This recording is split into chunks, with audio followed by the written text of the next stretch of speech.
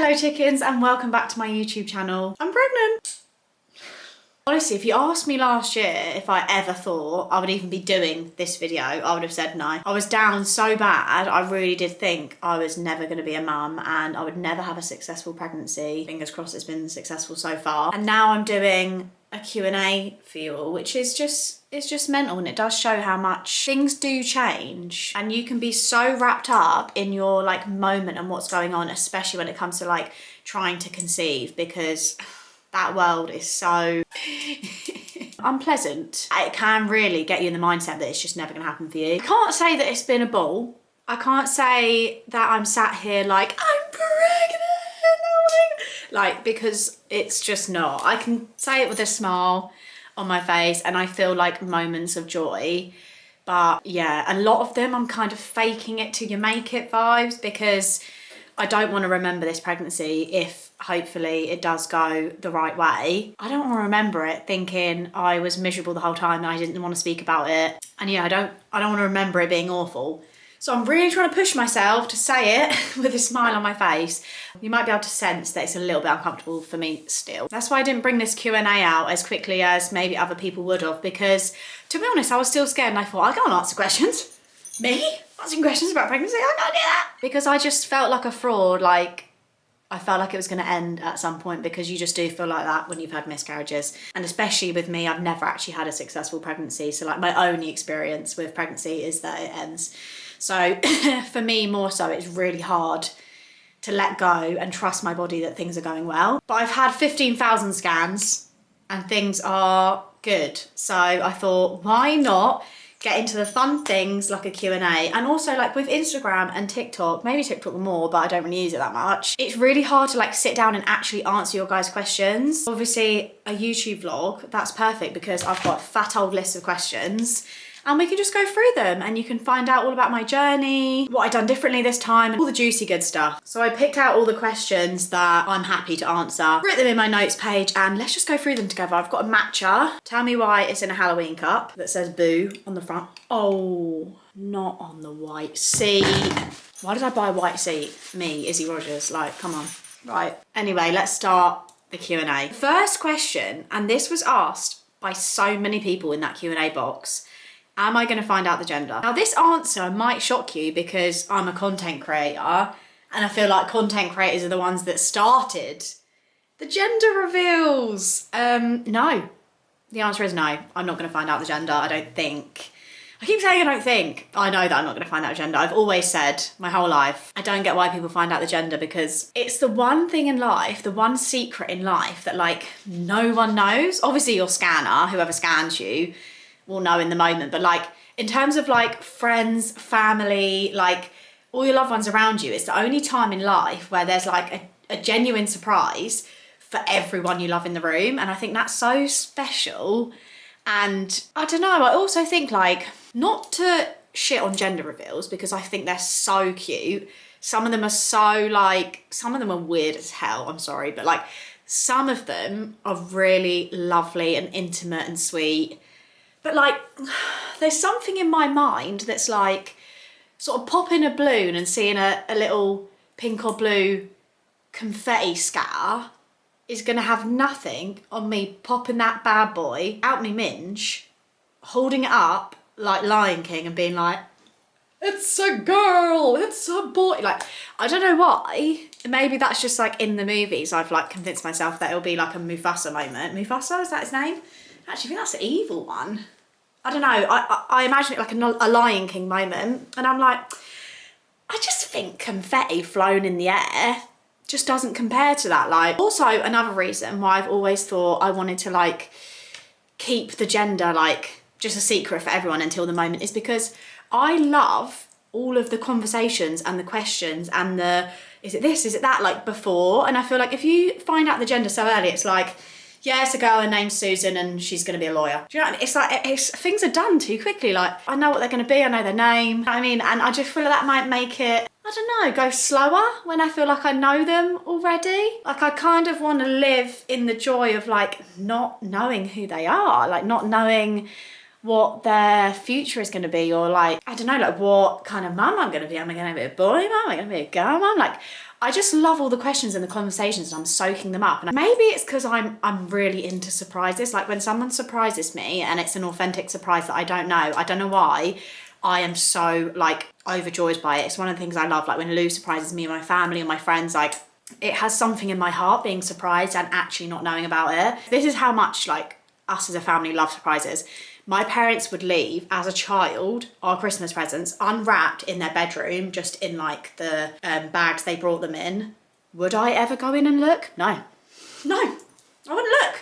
And I'd know they'd be right there, and I'd be a literal small child who's cheeky as fuck. Like you do just want to go and look at what your Christmas presents are. I never did, because I was like, am I hell ruining that surprise for myself? Even at 7 years old. Even though it's not ruining it, and I know people might come for me in this who like love gender reveals, but personal preference. What did I do differently this time in comparison to the others that ended in miscarriage? Obviously, this is a big one because I was obsessed with this question, especially when I was in the thick of reoccurring miscarriages. I was researching any girl on the internet I could find that got pregnant after a miscarriage, and I was like, what did you do? What did you do? I know, believe me, with all of my heart, how consuming it is to want to know what they did differently and why this time is successful. And to be honest with you, there's only one that's probably worth exploring, and that is that I was given progesterone. Essentially, they're like tablets this big, and you put them up inside your ninny twice a day. Now, I was actually given progesterone the very first time I got pregnant, but they gave it to me whilst I was miscarrying. I think the reason they gave it to me was because I was going away on holiday, and I think the scanner was like, let's give you progesterone, because if this is going to happen, it was happening, let's try and prolong it, or like slow it down or something, like as a precaution type thing. Like I was already losing the baby, so like progesterone was going to do nothing at that point, unfortunately. But weirdly, the NHS give it to you like if you start bleeding, because I think there is a percentage of women that can have bleeds that aren't necessarily going to end in loss, and progesterone can help. But this time I wasn't given progesterone because I was bleeding, I was just given progesterone to help the pregnancy, which this actually comes into the next question that was asked a few times, and it was, how did I get progesterone on the NHS? To be honest with you, I actually don't know, because believe you me, like I've been calling up so many, even private doctors, like begging for progesterone, and they're always so funny. I had an appointment once with a woman, and I'm not joking when I tell you this. She said to me, this was after I'd had 2 miscarriages, and I said, I want progesterone ready to go for if I get pregnant again a third time, like I want it ready to go. And she said to me, you just need 1 more, and then we can give it to you. And she said it like that, like actually imagine that. She said, just need 1 more. I just need 1 more of what has been soul crushingly destroying of my entire life twice.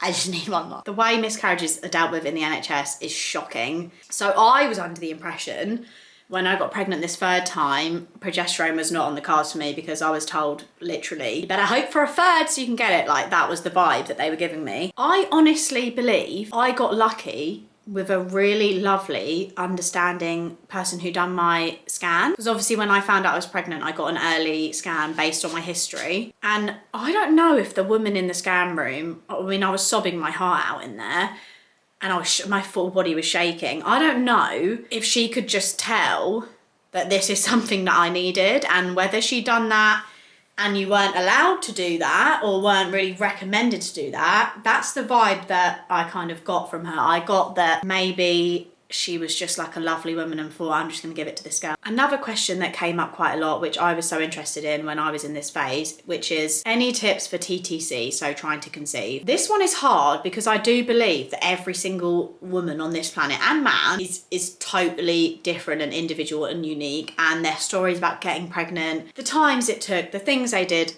they're all so different. So you can't look at someone's journey and be like, oh, if I do exactly that, if I do that recipe, I'm gonna get pregnant, because you won't, because you're not them too. Like you're not, you know, the stars are aligning for everyone at different times for different reasons. So I'll say what I believe based on what I think is actual evidence now, what I think helped me. But Will it help you? I don't know. For me, a massive one was obviously if you're a girlie that tracks your ovulation, if you're trying to conceive, you probably are doing that, let's be real. For a long time when I wasn't conceiving, I was having sex like in my ovulation window and maybe a little bit before. Every single time I have fallen pregnant has been when I have mainly prioritized having sex before my ovulation window in like all the 5 days before. And actually sometimes when I've gotten pregnant, in the times I have gotten pregnant, I haven't even had sex in my actual like 2-day ovulation window. It's only been before. So whether or not I'm just a girly where like TMI, but it's got to be in the tubes waiting ready to go. Do you know what I mean? And that's what works for me. Another massive one that I actually hesitate to say because like I was like this, yeah, when people would say it to me because shut up. But as someone who's lived it, like had lived experience of it, every time I've fallen pregnant has been at a time where there was either, for some sort of reason, the pressure was off at that time. The first time, or like my mind was distracted or elsewhere. The first time I got pregnant, you guys might have seen on my Instagram, we had a really like tragic like loss in my family. It was a young boy, 7, my cousin, and it was horrific. No one expects like a child in their family to die. So that was that month, and my mind was in a terrible place, but my mind was so far from wanting to be pregnant in that moment, in that first time that I got pregnant. Like I wasn't even in like the TTC world like at that time. So that's the first time I got pregnant. Second time, I can't actually remember specifics, but I remember there was something on. There was something on at the time, or something happened where we were not really trying at that point. So I wasn't, the pressure wasn't on, like the pressure cooker of like we need to do this wasn't on, and that was the second time I got pregnant. And the third time was so close to my second miscarriage. I weren't even thinking about it. Like me and Lou barely even, like I wasn't even sure how that actually happened, to be honest. Next question, pregnancy cravings, do I have any? A few people asked me this. Do I have cravings? My craving was to not eat food, put it that way. I'm in my second trimester now, so food is more appealing to me. But my first like experience with pregnancy and like my current experience with pregnancy is there's no cravings. My craving is to wish that I could survive without eating. If there was like a little tablet that I could take that would just, you know, keep me going, I would have probably done that, especially in my first trimester. I remember thinking like, what the hell is everyone talking about eating for 2? Like I can't even eat for 1 without like it. Yeah, I'm yet to be in that world of cravings, but boy, am I excited for it. And I hope it's like, I know people will be like, you don't, because, you know, I don't want to be eating this all the time, but I hope it's something delicious, like cake, or like, I don't know, just like, I hope it's not like something weird, like, I don't know, like pickles or something. I hate pickles. I hope it's something absolutely delicious like cake, and I can eat that all the time. It's not looking good in the food department for me, unfortunately. Another question that quite a few people asked was, what's the hardest moments throughout pregnancy after loss? This is a big one, and I feel like it takes loss to know loss, and like it takes pregnancy after loss to know how hard pregnancy after loss is. Like it's actually quite hard to put it into words, but my hardest like moments are always pre-scans, purely because the same as anyone else when they experience like a trauma, I've tied my traumas, obviously a lot of them, like the big moments for me that I remember of my miscarriages that were just like so bad, were in scan rooms. And like the moment when they say,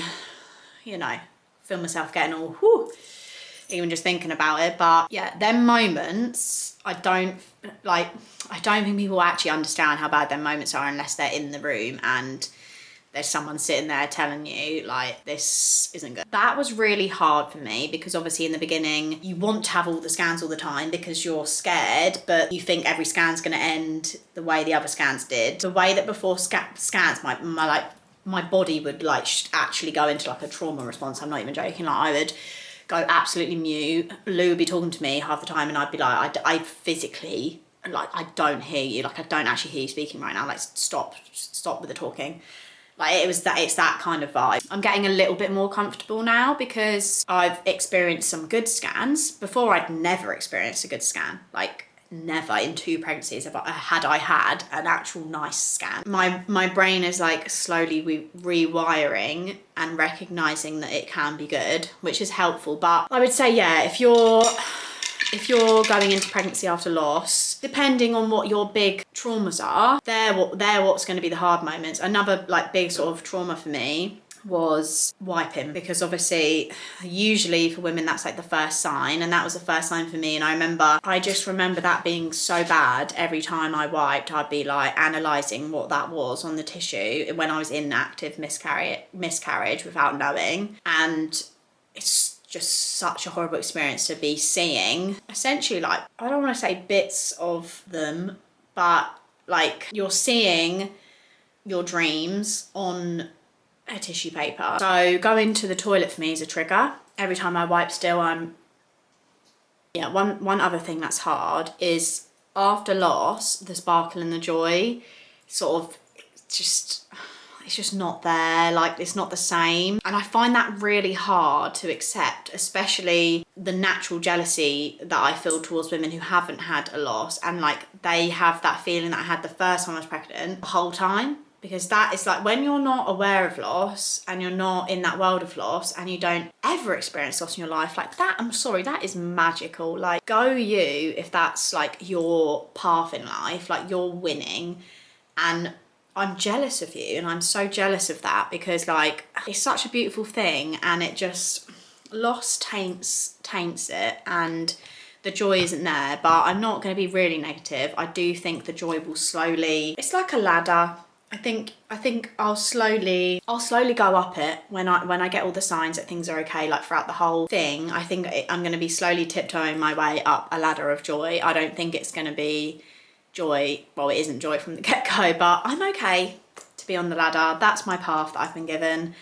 That's what I've been dealt with. So I'll get on the ladder and I'll slowly walk up. Sorry if it looks like the camera's moved a bit. My SD card ran out of space, so I had to do a quick shift over. Next question that lots of you wanted to know was, did you do any fertility tests beforehand? This is such an interesting story, because I was like, I don't know why, I was really, even though I had 2 miscarriages, I was really off the idea of doing fertility tests, because to be quite honest with you all, I was scared about what it would say. So I think I was burying my head in the sand, and I scared myself. Well, me and Lou both scared ourselves, so don't do this. But we got like a really like shitty sperm test thing from Boots that was like a couple of quid. It just shows up a line if like a sperm is over a certain count or something. And the line was really faint, or like it was barely there. And then I spiraled thinking, oh my God, that like is like there an issue with Lou? And that kind of ruined a lot of things for us. Turns out, obviously, that was just a rubbishy like test. Like that is nothing on like actually going to doctors and getting tests done. That, I think, scared me so much I buried my head in the sand. I thought, I don't want to know, which is a silly thought process considering I was so desperate to get pregnant. But after my second loss, I don't know if you guys follow her, but her name, it's Sophie and Jordan. They're on The Only Way is Essex. She used to be on Geordie Shore. She worked with a company called Fertility. After my second miscarriage, I was like, right, I can't let this happen a third time. Like, I can't go through this for a third time. And I reached out to Fertility just to get some more information on like what they do. So I was like, thinking I'll get some tests with them. Anyway, they were so lovely. I can't even tell you how lovely they were. They got like a whole test, all like recurrent miscarriage test, like all ready to go for me. They're based in Greece, but I was prepared to fly out there the same way Sophie and Jordan did. Like, if anything was needed to be done, I would be on that flight and over there and getting it done. Anyway, it started off with the initial like testing, and they sent the box over. It got delivered to my house, and I'm telling you now, I got pregnant like the second it arrived, pretty much. And when I told them, they were so lovely about it, and they were like, life has a funny way, and like they said this actually happens quite a lot with like a lot of their clients. Like, life has a funny way of like, once you let go and decide like I'm doing something about it, it's like things can just happen. And I know this is the case because sometimes when people get IVF, like they'll get pregnant on the cycle before they start their IVF. So like there is weird little pockets pockets of magic where like you can't really explain it, but I believe maybe, I don't know, maybe there's something in the air, a bit of magic. I'd like to believe that. But yeah, we hadn't actually got round to doing any tests. Another question I got is, how did it affect your relationship? I'm guessing this means like miscarriage and like TTC journey. Negatively, okay? I'm not gonna come here and be like, we're so perfect, we're so strong, like nothing will tear us down. Yeah, it did give us a few scrapes, few scars, okay? The movies of like trying to get pregnant and like they're having this passionate, beautiful sex and then suddenly the woman's pregnant. And it's just like the most amazing thing ever. Yeah, it's not like that. I'll tell you that for free. If you aren't someone that gets pregnant on the first go, which not many women are, it becomes really tiring and really like a strain on your relationship. There's so much pressure that builds because you have to have sex at a certain time. And like me and Lou might have had a row that day. And like, I'll be like, I literally hate you, but you know, take your trousers off because this needs to be done. And there's nothing about that. There's nothing about that is pleasant for anyone involved, okay? So that's my God's honest truth. Yeah, it has affected us. Are we getting back to ourselves? Yeah, we are a bit. But at the end of the day, we had two massive big life things that happened to us in our relationship. So yeah, it's going to affect us. I love him more than life itself. So nothing realistically will shake us. But there's no point pretending everything's happy days because it's not. It's really hard, and loss affects your relationship as well, because as much as loss is painful for a man, it's not, you know, don't shoot me for saying this, but it's just not the same level and do I want to say depth? Maybe not depth, or maybe depth. It's not the same as when it's like happening to your body and you feel responsible and you have that feminine energy and you feel like you failed as a woman. Like there's a lot more that goes into loss for a woman than a man. It's very sad for a man, but men tend to be a bit more like, that was really hard. These are the reasons why it could happen. Let's get back on the horse. Whereas a woman is a little bit more like, this has ruined my life. And that was like the knocking point for us. Lots of people have asked how far along I am. I don't know why, I just haven't said yet. I'm trying to work out whether that's like me trying to protect myself or not, or whether, I don't know, there's something there about that. Maybe I should bring it up in therapy, but I don't know, maybe I'm scared to say how far along I am. I don't know. But I have noticed in myself that I don't naturally come out and say it, but I'm 17 weeks. Currently. That is how far along I am. I don't know why that feels scary. I think it's because it's like, maybe I'm scared for comments that are like, you're too early to be happy. Or like, I don't know, or like, you need to wait until... I think that's why I've been scared to say where I am. I mean, I am miles further than I've ever got before. So it's a great thing. But I think maybe that's why I was a bit not saying it openly, but I want to get comfortable with saying it openly. In a couple of weeks, I'm going to be going into being half-baked, as they say. So yeah, that's how far along I am. A lot of people ask me how I got through the first 12 weeks of this pregnancy. Obviously, I'm guessing that's because pregnancy after loss, and also maybe that might be because of how much I said that I was sick. To be honest with you, when I saw that pregnancy test turn to positive, it was such a different experience and a feeling to the other ones. The first two, I was like jumping up and down and crying my eyes out, like, like I was really like, this time, I think I said, for fuck's sake. I'm not joking, like, I actually, like, I'm mildly ashamed of it. Mildly not, because obviously that's just my experiences coming out, and that was me like putting a shell up, pretending that I didn't care. But I think I said, for fuck's sake. And I actually think I said I don't even want this, which is mad to say out loud. And it feels selfish because obviously it has ended in it's ending in a positive way, hopefully. I don't want that to come across as like a selfish thing, because like I'm saying I didn't even want it and I've got pregnant, but believe me, I wasn't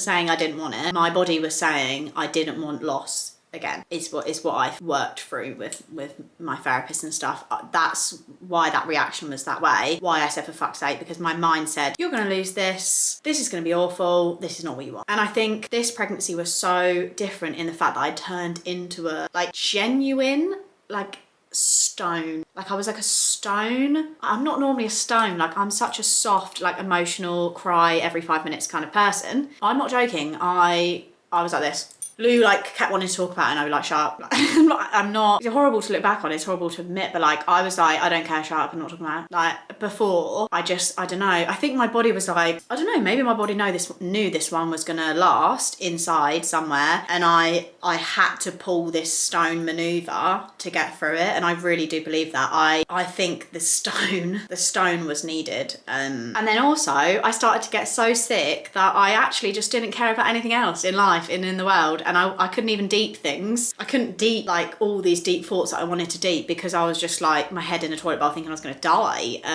So that could have helped, to be honest with you. I'm so sorry, I must be yapping for England because I've just drained an entire battery, so I'm going to be scared editing this because I don't know how long I've been talking and it feels like it's been a while and I've still got questions. Let's hope this battery lasts because it's my last one. Maybe I'll fire through these a little bit more quicker and stop deeping every single question. Another question a lot of people asked was, how did I know when to start telling people? The first 2 times I got pregnant, the ones that ended in miscarriage, I told people straight away. Interestingly, this time I didn't tell anyone. The closest person I told was my mum, and that was around 9 or 10 weeks. I didn't tell anyone else until I was over 12 weeks, which was so surprising for me because I was all like, the 12-week wait is designed to like minimize their grief if they lose, and like you need your friends in this time, and like I was the biggest advocate for not having a 12-week wait, but something inside me just couldn't go through celebrating and telling people that it's over again. Like my mind switched off to it. I was like, physically, nah, I physically can't do it. Like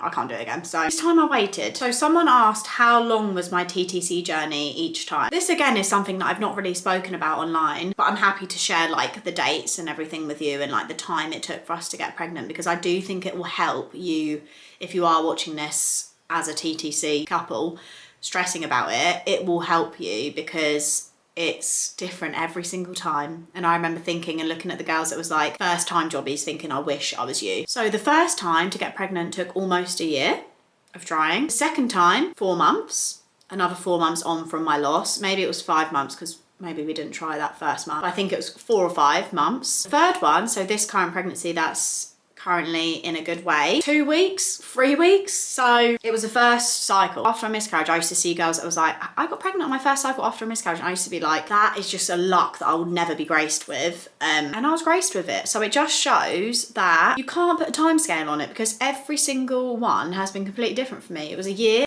4 or 5 months, first try. So just hold that hope in your heart that every pregnancy you have won't be the same. It won't be like this one if you're struggling. Every single one is going to be different for you because it was different for me. A few people asked this question in like a variation of ways, but when did I know I wanted to be a mum? I've always known from young, a little girl, that I wanted to like be a mum, have a family. Like that is just something that's always been in my world. I've never doubted that for like a genuine split second. Like I've always wanted to be a mum. But I think maybe from age 25 to 27 was like must love and nurture a child like soon, like now. Like I had a switch in me that was like, it went from just like really wanting that and loving it to like my body is like craving, like loving something and nurturing something and raising something. And yeah, I just felt that in me, and I grew from 25 to 27, I grew so much in like confidence and like done a lot of therapy. And I think I just become such like a person that I'm proud of. I thought you would be a really good mum. And I think I was so self-assured of myself, if that makes sense, that I just felt so comfortable with the idea. And obviously me and Lou have been together 7 years. We've had 3 homes together. We're now on like our family home. And when we brought it, I was like, this needs to be filled with like little people everywhere. Like that's my dream. I want a big family. And yeah, it's just the right time for us in our relationship. I'm bored of it just being us two. Do you know what I mean? What's more people to talk to? Someone asked me, how have I found the content topic shift? I'm guessing she means by that like the change in my content. And I know there's actually a lot of topics online. I've seen a lot of videos of people being like, oh, I hate it when your favorite influencer like gets pregnant or like becomes a mum and you're just like so bored of them. And I've seen a lot of like videos that made me feel quite scared to like sort of be pregnant and be a content creator. I know it's not everyone. Like a lot of, if my favorite content creator gets pregnant, I'm like, oh my God. Like I'm like, maybe that's because I'm in the world of that and I want that, but like as a viewer, I don't just love people's content, I tend to like love the person. So like for example, Megan Grubb is someone that I've genuinely followed and loved for so many years.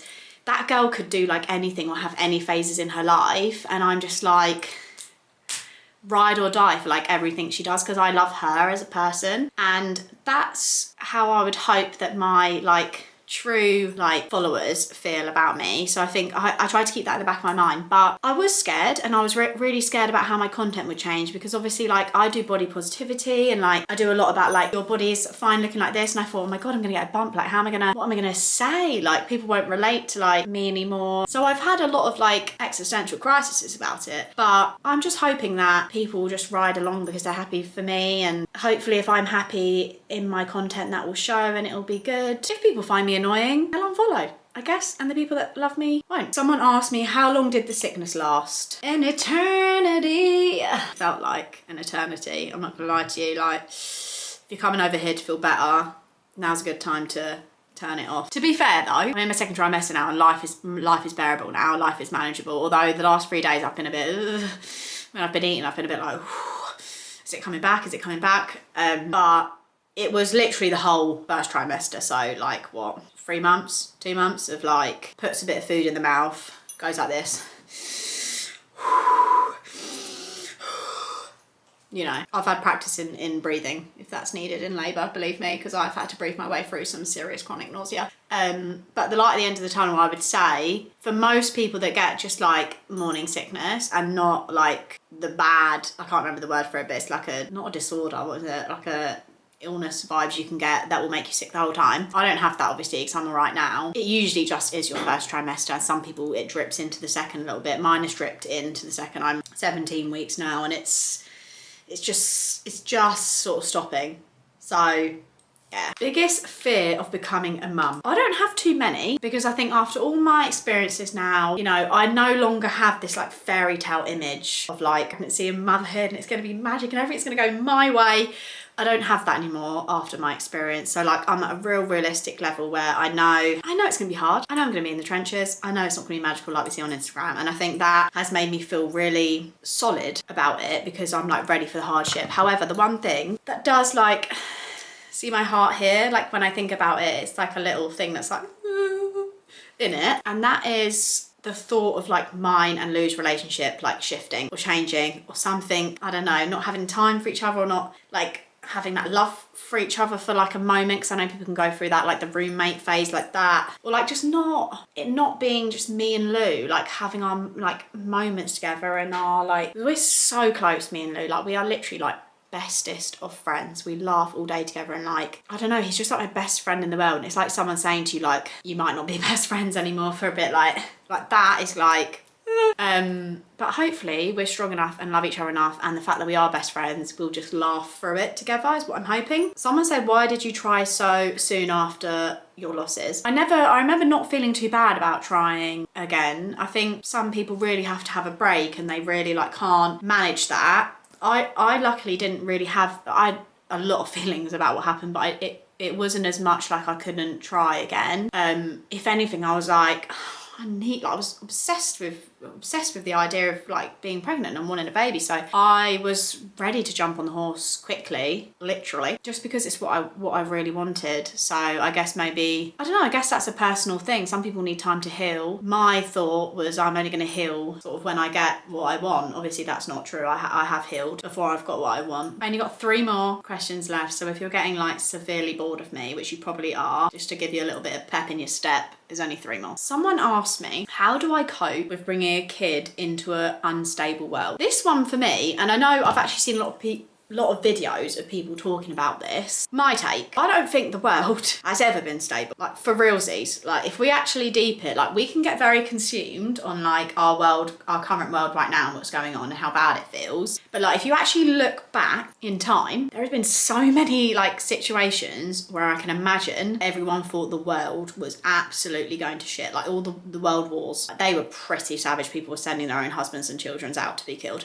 Like there was a lot of things, like even going back to flipping Victorian times where they were like pooing in the streets and stuff. Like, you know, I don't personally feel like there's ever a climate that's good to bring a child into, because unfortunately we don't have any control over like the stuff that's happening in the world. And if it was up to me, we'd all be living together on a beautiful farm, we'd all be lovely, we'd all be holding hands, everyone would be kind, everyone would be nice, there'd be no wars, no judgments, whoever you are, I don't care, let's all be friends.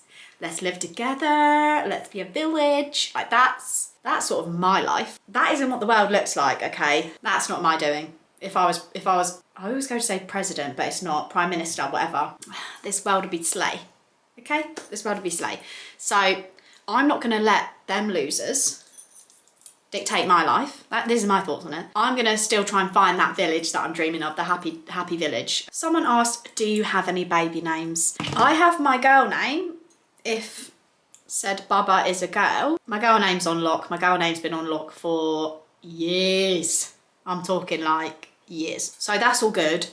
Boy names I find a lot harder. I've had some thoughts about them, but obviously based on my history, I haven't been thinking as deeply as other people might because I'm still sort of scared. And then the final question of the vlog is, what is your birth plan? Few steps back, please. Few steps back. Okay. That feels very far in advance, but it's actually not because I'm almost halfway. So my dream would be a home birth in the dark, in my cave, with my lights and my music and my loved ones around me, and just absolutely in my spiritual moment. I'm a bit of a hippy dippy on the quiet, okay? I know a lot of people I don't know if they don't agree with home births, I don't know. I personally love the idea of it. We're animals at the end of the day, and I bet your bottom dollar you won't find many animals that are going to be walking towards a hospital that's brightly lit with a bunch of strangers around you to give birth. Like, a lot of them will they'll go to their safe space. And we are animals, and I do feel like we are a bit the same. We like to feel safe, and when we feel safe, labour is scientifically better. But that being said, I know on your first, sometimes can be a bit. So I'm also open to having a hospital birth. I'll make that my cave, okay? I'll dim the lights, I'll get my, incense sticks out or whatever. So whatever route I take, I'm gonna be fine. I'm gonna work my way through it and I'll work out. But right now, I'm just sort of living in the moment of making sure Baba is good, and less about like the actual that I will have to push that thing out. I think that'll come later, I think that's it. How long have I been filming? This is gonna be long. It's gonna be long. I really have indulged in my pregnancy for you all, and you lot who is ever watching this, probably like 200 people because it's YouTube and no one watches my videos, but you 200 people, maybe less than, you're gonna know all the tea, okay? You're gonna know all the tea. And what a privilege, because there's not many of you. So thank you so much if you got to the end of this video, because it's flipping long. I can tell by just this one clip being 20 minutes that it's flipping long. I love you so much, and thank you again for supporting me through literal ups and downs of last year and this year. She's been giving like absolute head rush, you know what I mean? But I'm on a good path now. I'm happy, and I hope you guys can see it. And I can't wait to share more about this pregnancy, because it's something I've dreamed about and desperately wanted for so long. So I can't wait to share more, but I hope for now that's like cleared up a few of the big topics around it, and I can't wait to just live it more with you. If you haven't already, please like and subscribe, because my dream would be to get to 10K this year. I don't know if it's gonna happen. I know you're meant to believe in your dreams, but YouTube's a hard place to crack. But that would be my dream. So if you do want to subscribe, you know where the button is. Well, I don't even know if I know where the button is. So hopefully you know where the button is. Anyway, thank you for watching. Love you, chicken.